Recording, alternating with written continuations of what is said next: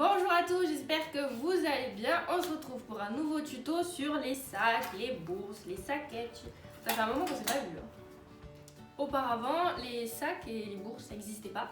C'était des poches, donc surtout des poches doubles au début, donc surtout costume chanoinesse, qu'on portait sur la jupe. Et après, au fur et à mesure des années et des époques, ça a été des poches individuelles qu'on mettait sous les jupes ou juste, au niveau de la jupe, des fois il y avait des fentes exprès pour accéder à la poche. Et c'était surtout pour les marchandes, les commerçantes, tout ce qui avait besoin d'avoir un petit peu un accès facile à un endroit assez grand, une poche. Elles peuvent être de couleurs, comme celle-ci, à rayures ou blanches, en piqué ou en coton. Et toujours, il y a un petit cordon, une petite lanière pour pouvoir le mettre autour de la taille, dessus ou dessous la jupe. Dessus, c'est celle-ci, dessous, c'était plutôt les individuels. Après, au fur et à mesure des époques, comme on était, on va dire, jupe ronde, crinoline, etc. Et après, on a rétréci jusqu'à la jupe de maintenant, très droite, très cintrée. On a enlevé les poches parce que vu qu'on les mettait sur les hanches, avec la jupe qu'on a maintenant, en biaisé par exemple, ça faisait pas très beau. C'était inesthétique parce que ce qu'on voulait mettre en valeur, c'était dégager le cou et au niveau de la poitrine et au niveau du postérieur, mais pas vraiment sur le côté, puisque là c'était vraiment cintré et collé au corps. Donc là après ça fait un peu culotte de cheval et pas très beau. Après, je dis pas que quand on est en arlésienne maintenant, il n'y a plus de poche, on a que le sac, hein. On peut quand même regarder sur une jupe ancienne. Donc là, on est sur une jupe ancienne biaisée. Et en fait, la poche, hop, elle est derrière, au niveau de la fermeture. Là, c'est une poche. Et là, hop. Et si vous n'avez pas... vous pouvez toujours faire une jupe moderne maintenant que vous allez fabriquer avec le même principe que la jupe ancienne. Vous pouvez aussi, dans vos jupons, faire un système aussi avec une poche à l'intérieur du jupon. Mais si vous ne pouvez pas et que vous ne savez pas faire et que vous avez des poches, vous pouvez toujours la mettre, mais du coup, si c'est biaisé, je vous conseille toujours de la mettre derrière, que ce soit dans les plis, et comme on veut toujours un petit peu de volume au niveau des fesses, vous la mettez derrière. Je vous conseille ça parce que si vous avez un sac, une bourse qui est petite, maintenant on a les téléphones, la trousse de clés, le portefeuille, le machin, et des fois, si je prends des exemples, on a vraiment des choses petites. Donc c'est pas quand même pratique d'avoir la poche derrière, au moins on met un peu notre fourre-tout dedans, hop, sur les fesses, et au moins on a tout. Ensuite, outre que les poches, il y a bien sûr les sacs, les bourses, les saquettes. Il faut dissocier celles qu'on met en coton et celles qu'on met en soie, déjà, en premier temps. On va parler en premier temps de celles pour le coton. Je vous rappelle que j'avais dit, il y a quand même du coton paysan et du coton endimanché. Donc celles qui sont en haut, là, les sacs, vous voyez que c'est en lin, c'est quand même assez épais, donc va bien pour une cotonnade fichu assorti à la jupe, mais pas avec un fichu mousseline par exemple, ça va pas. Je sais pas si vous vous rendez compte un peu de la différence. Ensuite, ces deux-là, on appelle ça des aumônières, c'était normalement ce qu'on mettait comme ça quand on faisait sa première communion. Donc c'est quand même quand c'est des grands événements. Maintenant vous pouvez le mettre pour les fêtes d'Arles par exemple. Et vous voyez que c'est en mousseline, c'est quand même très très fin. Je vous la rapproche. C'est quand même très très fin, donc on ne peut pas le mettre au mois de décembre. Il faut quand même comprendre. C'est toujours pareil, la matière, la couleur, en fonction avec quoi vous le mettez. Ça aussi. Ensuite ces deux, pareil, c'est en crochet, mais vous voyez que c'est quand même assez raffiné. Moi, ce qui se rappelle, c'était celle que j'avais mis pour mes fêtes Virginek. Celle-là aussi, elle est très jolie. Celle-là, c'est vraiment une bourse passe-partout, qu'il faut absolument avoir, on va dire, en coton. Donc ça, c'est vraiment la passe-partout. Depuis, je vous ai montré que des anciennes, mais celle-là, elle vient du 21e siècle. Donc vous voyez pas trop la différence, c'est bien fait quand même. Et ensuite, hop! Et ensuite, vous pouvez avoir aussi des passe-partout qui sont en macramé. Donc c'est pas un fil de coton, c'est beaucoup plus épais. Et vraiment passe-partout, n'importe quelle saison aussi parce que c'est épais, que voilà, ça va vraiment avec tout. Et donc des bourses comme ça en macramé, vous pouvez aussi en trouver actuellement, il y en a qui en font au 21e siècle. Mais ça c'est des anciennes que je vous présente. Surtout. la bourse avec le même tissu que la jupe. Vous pouvez le faire, mais mettez pas les deux en même temps parce qu'en fait ça n'existe pas vraiment ça. C'est plutôt arrivé par le folklore dans les années 50 qu'on a fait un peu avec ce qu'on avait, hein, faut se le dire. Vous pouvez le faire, mais mettez pas en même temps, s'il vous plaît. Merci. Ensuite, si vous voulez en fabriquer, vous voyez, vous prenez un lin, par exemple celle-là, si vous prenez l'exemple sur celle-là, vous prenez un lin, vous brodez en haut si vous voulez, vous faites un dessin, vous mettez des œillets, une petite corde là, et ça marche très bien. Après, vous pouvez crocheter, comme sur celle-là, vous pouvez vous en procurer. Il y en a qui en font des très jolis, il faut juste se renseigner.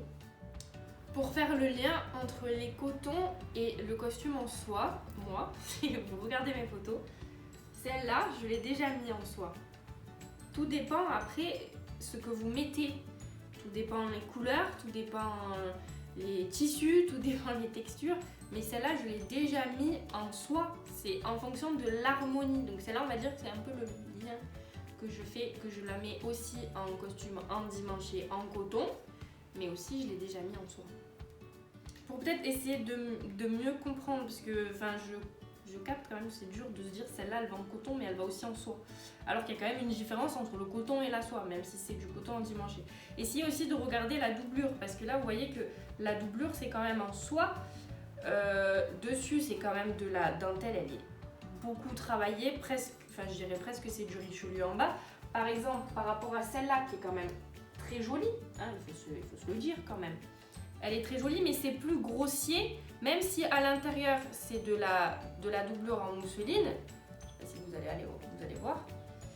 Et que c'est fin, vous voyez quand même la différence de la maille, on va dire, entre celle-là et celle-là. Celle-là, je ne la mettrai pas en soie. Mais celle-là, je l'ai déjà mise. Je vous mettrai une photo. Si vous avez un doute et que vous ne voyez pas l'harmonie avant de le porter vous-même sur vous, quand vous faites votre mannequin, vous pouvez essayer avec plusieurs saquettes, celle-là ça va pas, et les épingler même sur le mannequin pour voir, et vous posez le ruban aussi dessus le fichu. Sur votre mannequin où vous avez monté votre fichu, vous mettez votre ruban et vous mettez la saquette juste accrochée aussi. Et vous voyez ce qui marche pas. Ça marche aussi pour les rubans cette technique. Hein. Voilà, c'est pour essayer de vous aider à comprendre l'harmonie. Je vous ai montré en coton. C'est que des saquettes ou des bourses en couleur beige parce que c'est ce qui passe partout avec le coton, mais vous pouvez aussi en avoir en bourse en couleur. Donc là une bleue et une marron et bleu. C'est juste pour vous. Vous voyez, il n'existe pas que des beiges, il y a aussi en couleur. Bon là c'est plutôt dans les bleus parce que moi j'adore le bleu, donc j'ai beaucoup de choses bleues. Mais vous pouvez en trouver des autres couleurs, des rouges, des vertes, n'importe. Et juste pour que vous voyez, celle qui est là, la bleue, elle est ancienne. Et celle-là, elle est moderne. Est-ce que vous voyez une différence? Non. Pas qu'une seule couleur, vous pouvez en avoir aussi de différentes couleurs. Il y en a qui en font encore actuellement. Enfin, ça, c'est des anciennes, mais vous pouvez en trouver maintenant du même style moderne. Pour la costume en soie, endimanché, ça bleu. La bourse en soie, en tissu, banal, classique, ça passe partout. Ça va très bien, partout. Indispensable. L'indispensable aussi, mais qui pour moi est... Voilà, hein. C'est le sac en argent. Mais le problème, c'est que le sac en argent, en marchant, ça va frotter sur le tissu et c'est fort probable que ça vous fasse des petites tirettes, des petites boulettes sur votre tissu. Donc oui, c'est un indispensable, mais faites attention selon ce que vous mettez, ça peut vous abîmer votre tissu. Je précise quand même que celle-là, c'est en argent passe-partout, mais c'est quand même une en particulier très riche parce que vous voyez le fermoir, il est quand même bien travaillé. Alors que si vous en avez une un peu plus classique avec un fermoir un peu plus simple comme celui-là, là vraiment celui-là vous pouvez le mettre partout. Juste je précise que celui-là c'est une forme un peu plus petite, enfin vous voyez quand même la différence entre les deux. Mais ma maman qui est petite, elle le met celui-là. Tout dépend, c'est sûr si vous faites 1m80, le sac Rikiki, ça marchera pas. Et comme je vous ai dit tout à l'heure, la poche est indispensable avec ce sac. Parce que là, le téléphone, les clés, n'importe, là, il n'y a rien qui rentre à part le mouchoir. Là. Donc la poche derrière, très utile. Et avec ce sac en argent, les Arlésiennes, elles étaient très coquettes. Donc en plus du sac, on avait aussi le petit porte-bonnet qui était assorti. Donc comme celui-ci, qui va avec. ou quand vous allez à la messe, au moins vous pouvez vous mettre vos petites pièces. C'est assorti, mais vous pouvez aussi mettre que le petit porte-monnaie avec n'importe quel sac puisque c'est à l'intérieur. Quand je vais à la messe, je sais que pour 2-3 petites pièces, si je peux pas prendre mon vrai porte-monnaie de civil, je prends celui-là et je le mets à l'intérieur, c'est très pratique, très coquette. Ensuite, autre indispensable je trouve, c'est le sac en perles noir, passe-partout, mais celui-là, vous voyez bien la différence avec l'indispensable noir de tout à l'heure. Celui-là il est en perles, donc celui-là je vais plutôt le mettre avec un beau fichu, une belle jupe en soie, une belle chapelle, alors que celui-là je vais plutôt le mettre avec un fichu assorti à la jupe en soie, mais je ne mettrai pas celui-là avec un fichu assorti à la jupe parce que celui-là c'est vraiment ça brille et tout, enfin, c'est très joli, c'est pour vraiment de l'endimanché endimanché. Après vous pouvez aussi avoir un sac noir avec des perles mais comme ça, du noir avec des perles argentées, on a des très coquettes donc on en a vraiment de différentes sortes. Ensuite là on n'a plus de perles mais c'est très brodé avec un fermoir vraiment très très travaillé. Vous voyez, peut-être mieux dans le bon sens. Après il vaut mieux, comme je vous ai dit, soit du noir, donc celle-là, soit l'argenté, donc le noir comme ça aussi, ou vraiment celle-là passe-partout.